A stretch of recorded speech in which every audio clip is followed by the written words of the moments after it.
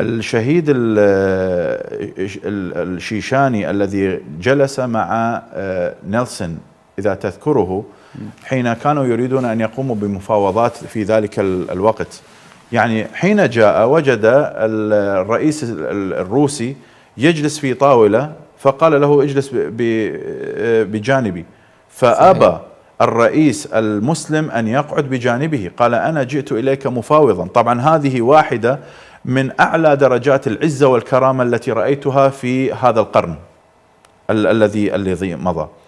يعني رئيس الاتحاد السوفيتي أو رئيس روسيا يأتي بقوته وعظمته وهو والرئيس المسلم قد جاء من في عقر داره وفي مقره، يعني لم يقل والله أنا أريد أن أجلس أو أقعد، يعني لا بأس نجلس بجانبي، ما يعني أبى، قال له تقوم وتقعد أمامي، نحن جئناك مفاوضين. وبقي على هذا الحال حتى أجبر الرئيس هذا الروسي بأن يقعد أمامه. صحيح. وهذه طبعا منتشرة في اليوتيوب، واقعة شهيرة. نعم. واقعة شهيرة.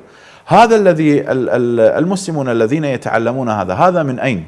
هذا تعلموه من النبي صلى الله عليه وسلم.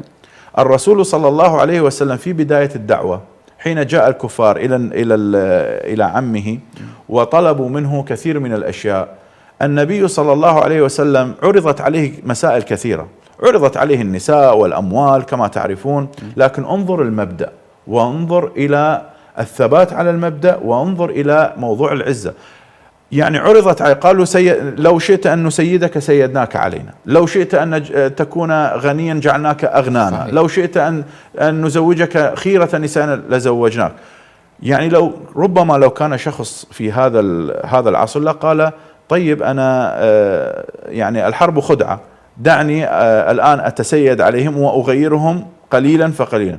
النبي صلى الله عليه وسلم ما قال هذا، قال كلمة تزلزلت لها الجبال، قال والله يا عم لو وضعوا الشمس في يميني والقمر في شمالي على أن أترك هذا الأمر ما تركته حتى يظهره الله أو أهلك Он сел в دونه. Москве.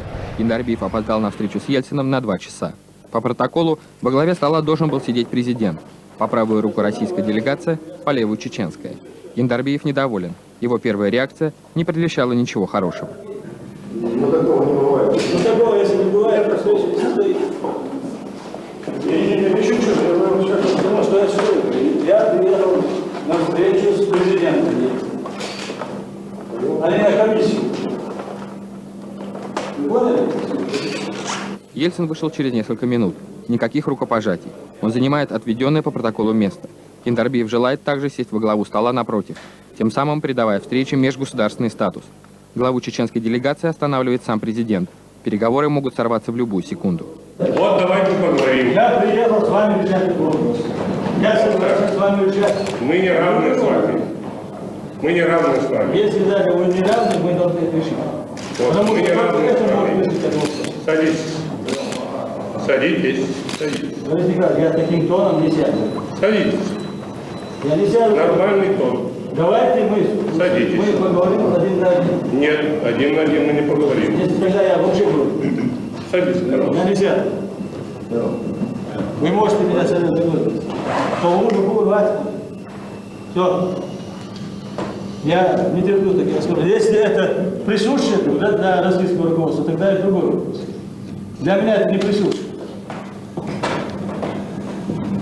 Все. Вы не пьете. Обеспечьте нам, пожалуйста, наши гарантии выезда. Убедившись, что задуманный вариант не проходит, делегация оппозиции сразу же находит еще один повод показать свою значимость и легитимность. По их мнению, новая власть Чечни в лице Завгаева должна удалиться с переговоров. Москва, разумеется, против. Ельцин жестко намекает, пора начинать. Есть документ, который нам надо подписать. Вот он будет подписан сегодня. Нет, если мы не договоримся, никакой документ не будет. Ну как? Ну как? Надо, чтобы прекратить кровь, поэтому Мы хотим этого. хватит, отвоевались. Отвоевались. Я хочу с вами поговорить. Отвоевались. Я думаю, что вы потом будете Отвоевались. выигрыши. Вновь пауза. Вокруг стола суета. Отойдя от протокола, российский президент садится посередине и приглашает Гиндарбиева занять место напротив. Первые минуты встречи. Никто еще не посмел президенту России опоздать хотя бы на 5 минут. Ну, к сожалению, не по нашей Вот так. вине, но мы приносим свои. А не 2 часа с половиной. Вы понимаете? Мы еще раз приносим свои извинения, но повторяем, это не по нашей вине. Ну, это я, если это у меня каких-то наших служб, то с этим я разберусь.